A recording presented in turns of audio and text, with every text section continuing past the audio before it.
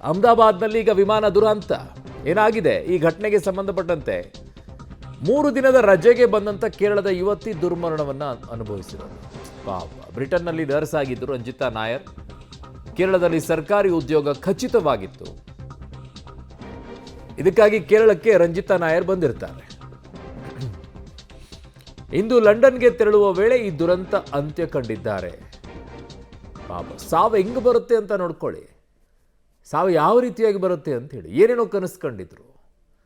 ಕೇರಳಕ್ಕೆ ವಾಪಸ್ ಬರಬೇಕು, ನಾನು ಮತ್ತೆ ಸೆಟ್ಲ್ ಆಗಬೇಕು ಈಗ ಅಂತ ಹೇಳಿ ಎಲ್ಲವೂ ಕೂಡ ಕನಸಿದ್ದಿದ್ದು ಎಲ್ಲವೂ ನುಚ್ಚು ನೂರಲ್ಲ, ಸುಟ್ಟು ಭಸ್ಮವಾಗೋಯ್ತು.